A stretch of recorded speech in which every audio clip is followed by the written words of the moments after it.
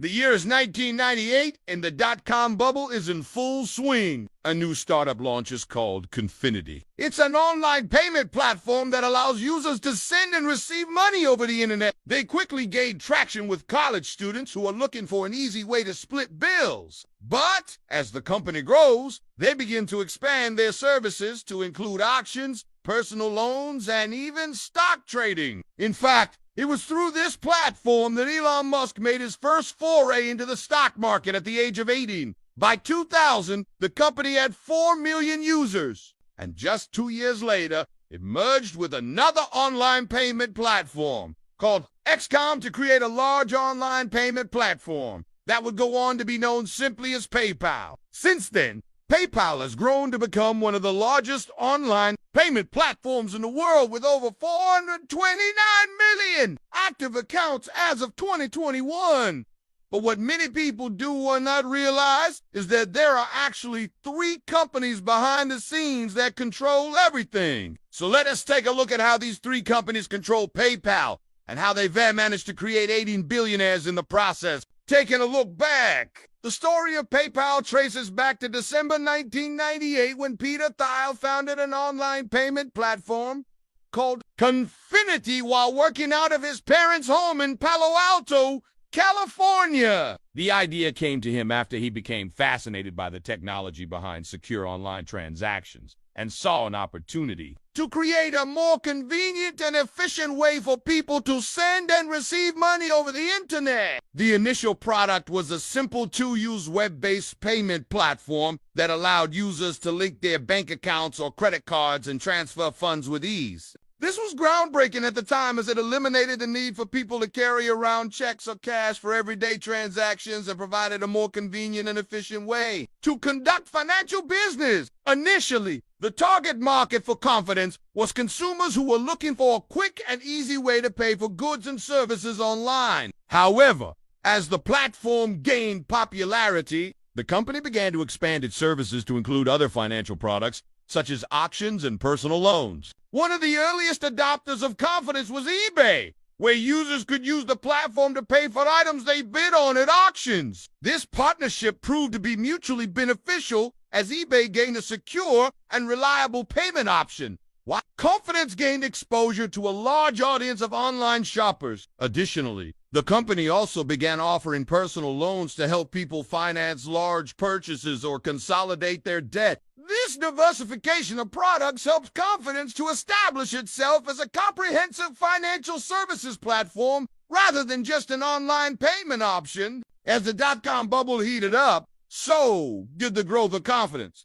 By the year 2000, they had accumulated 4 million users. But this growth came at a cost. To fund its expansion, the company had to raise capital from venture capitalists, which diluted the ownership stake of the founders and early investors. Despite these challenges, Confidence continued to grow and eventually merged with another online payment platform called XCOM in 2000 to create a large online payment platform. XCOM was founded by Elon Musk as an online payment platform that allowed people to transfer money directly from their bank accounts without the need for credit cards. The merger between Confidence and XCOM created a large payment platform that offered a wide range of financial services, including online payments, auctions, personal loans, and stock trading. The platform became known as PayPal and was launched in February 2001. In the years that followed, PayPal continued to expand its product offerings and global reach, becoming one of the largest online payment platforms in the world. One of the key factors behind PayPal's success was its ability to adapt to the changing needs of the market and embrace new technologies. For example, the company was early to recognize the potential of mobile payments and launched its mobile payment service allowing users to pay for goods and services using their smartphones. PayPal has also invested heavily in developing a comprehensive platform that provides businesses with the tools they need to accept online payments, manage their finances, and engage with their customers. Overall, PayPal's commitment to innovation and customer focus has been instrumental in its success and has solidified its position as a leader in the online payment industry. As we can see, PayPal's history is filled with many successes and milestones. However, PayPal's journey has not been without its fair share of obstacles and controversies. The company has faced criticism for its fees and policy, as well as for its involvement in various high-profile fraud and security breaches. Nevertheless, PayPal has worked to address these concerns and has implemented measures to improve its security and customer support. Looking ahead, PayPal is poised to continue its growth trajectory as the demand for online payment solutions continues to rise. The company's strong financial performance, innovative product offerings, and global reach make it well-positioned to capitalize on emerging opportunities in the industry. As such, PayPal is likely to remain a dominant player in the online payment space for the foreseeable future. But if we take a look behind the curtain, we'll find that PayPal isn't nearly as powerful as it seems. To understand how this works, we have to take a look at PayPal's organizational structure. While PayPal operates as a single entity, it's actually owned by a parent company called eBay Inc.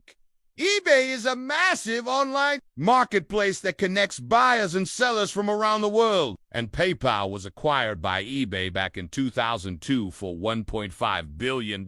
Now, the acquisition made sense for both companies as eBay users could easily use PayPal as a payment method within the marketplace. Over the years, PayPal became the default payment method on eBay, and most eBay users never even realized that PayPal was a separate company from eBay. Now, since PayPal was acquired by eBay, eBay now owns 81% of PayPal and PayPal owns 14% of eBay. This means that PayPal is essentially a subsidiary of eBay, and its fate is largely tied to the success of the larger parent company. Some people argue that being a subsidiary of a larger company like eBay has actually been good for PayPal because it has provided stability and a steady stream of customers. On the other hand, some argue that PayPal has become too closely associated with eBay, and its image has suffered as a result. What's your take? In any case, eBay is ENT public and is currently undergoing a spin-off where it will be split into two independent publicly traded companies,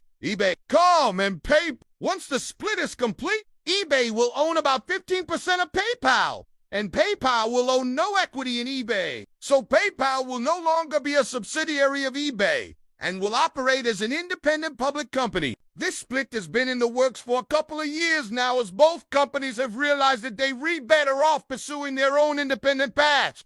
eBay wants to focus on growing its marketplace business, while PayPal wants to focus on expanding its financial services. But this isn't where things end. If we dig a little deeper, we'll find that both eBay and PayPal are ultimately controlled by a holding company called Silver Lake Partners. Silver Lake is a private investment firm that specializes in investing in technology companies. They have a majority stake in both eBay and PayPal, which gives them ultimate control over both companies. In other words, Silver Lake is the puppet master behind the scene. They be the ones who make the big decisions regarding how eBay and PayPal should be run and what direction they should take. So in the end, PayPal isn't nearly as independent or powerful as it may seem. It is tightly controlled by a parent company called eBay, and that company itself is controlled by a private equity firm called Silver Lake. So who are the winners and losers of this arrangement? Well, the founders of PayPal, including Peter, definitely did unlike this outcome, as they lost control of the company they built from the ground up. In fact, Peter Thiel has been trying to buy back PayPal from eBay since 2018. He says that he is willing to offer $17 billion, plus a 46 premium for eBay to buy back PayPal. But eBay's board rejected his offer because it wasn't high enough. Thiel is currently the largest individual shareholder of PayPal with a stake worth roughly $3.5 billion. So he still benefits from PayPal's success, but he doesn't have the same level of control that he once did. On the other hand, the executives and employees of PayPal have likely done quite well for themselves. Since its founding, PayPal has created 18 billionaires between its employees and These include Elon Musk, Peter Thiel, Max Levchin, Luke Nosek, Ken Howery, Yu Pan, David Sachs, Jim Andreessen, Scott Bannister, Douglas McLaughlin, Christopher Young, Thomas Hernandez, Paul Shao, Michael Grimes, J.S. Powell, Mark D. Lewis, Jeffrey A. Weiner, and Daniel J. Of course, some of these names might sound familiar, like Elon Musk, Peter Thiel, and Max Levchin. They were some of the earliest employees of PayPal, and their stakes have grown significantly since then. Elon, for example, owns about 87 million shares of PayPal, which is worth about $6.2 billion.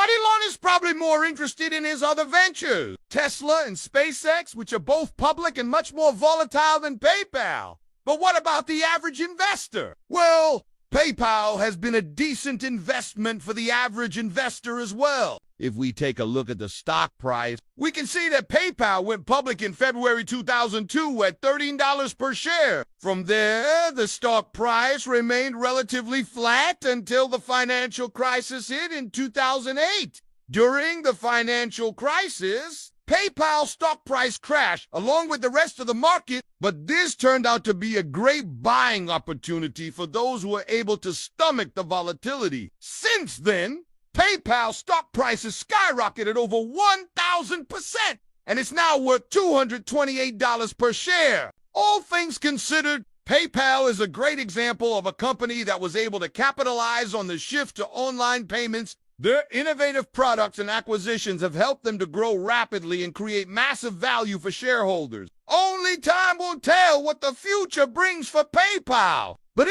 is safe to say that it will continue to be a major player in the online payment space for years to come.